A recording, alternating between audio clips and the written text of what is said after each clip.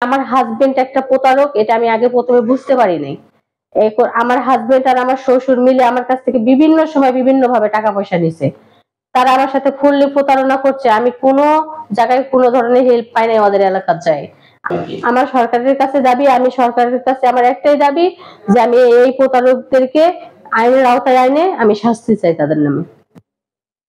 অভাবী সংসারের হাল ধরতে সুদূর ওমান পাড়ি জমান নওগাঁর বাসিন্দা সীমা খানম।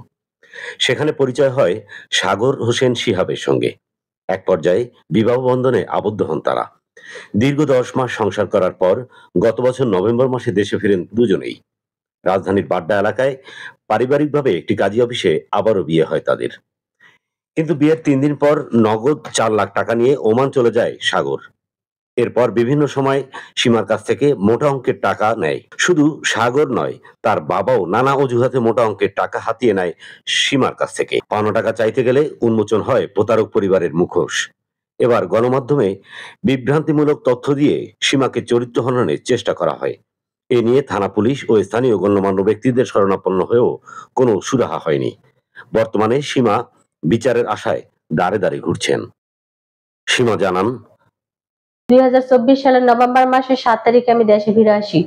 দেশে ফিরে আসার পর আমার হাজবেন্ডও দেশে ফিরে আসলে একসাথে আমাদের ভাটারা থানা কুড়িল বিশ্ব রোড, সেখানে আমাদের আমার হাজবেন্ডের সাথে আনুষ্ঠানিকভাবে আমাদের বিয়ে হয় 5 লক্ষ টাকা কাবিনে। বিয়ে হওয়ার পরে সে 3 দিন পরে দেশের বাইরে আবার চলে যায়। 4 লক্ষ টাকা আমার কাছ থেকে নিয়ে যায়। সেই সময় নিয়ে যাওয়ার পরে সে ওইখানে যাওয়ার পরে বিভিন্ন সময় বিভিন্ন অ্যাকাউন্ট নাম্বার দেয় সে আমাকে।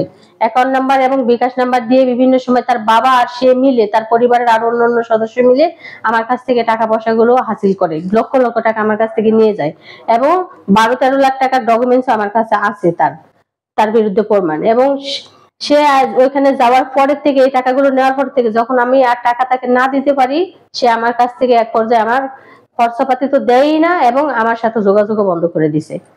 তখন আমি বাধ্য হয়ে তার এলাকায় চলে যাই। এলাকায় যাওয়ার পরে আমি আইনের মাধ্যমে থানায় যাই। থানা থেকে আমাকে একটা ডেট দেয় এই মাসের 10 তারিখে। সেই ডেটটা অনুযায়ী আমি তাদের সাথে কথা বলার চেষ্টা করি, কিন্তু তারা আমাকে কোনো ধরনের কোনো হেল্প করে নাই বা কোনো ফয়সালাও আমাকে দেয় নাই। আর আমাকে থানা থেকেও বলছে যে আইনগত ব্যবস্থা নিতে। ওইখান থেকে আমি কোনো হেল্প পাই নাই। তখন আমার নামে সাংবাদিক ঢাকা ভোলা ছিলেন, আমার নামে নিউজ ছাড়ে।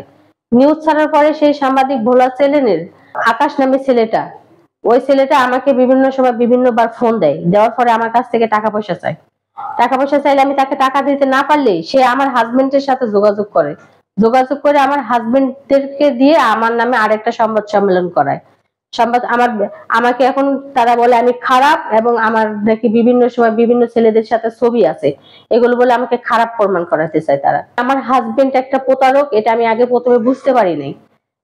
আমার হাজবেন্ড আর আমার শ্বশুর মিলে আমার কাছ থেকে বিভিন্ন সময় বিভিন্ন ভাবে টাকা পয়সা নিছে। তারা আমার সাথে ফুললি প্রতারণা করছে। আমি কোনো জায়গায় কোনো ধরনের হেল্প পাই নাই ওদের এলাকার যায়। আমার সরকারের কাছে দাবি, আমি সরকারের কাছে আমার একটাই দাবি যে আমি এই প্রতারকদেরকে আইনের আওতায় আইনে আমি শাস্তি চাই তাদের নামে।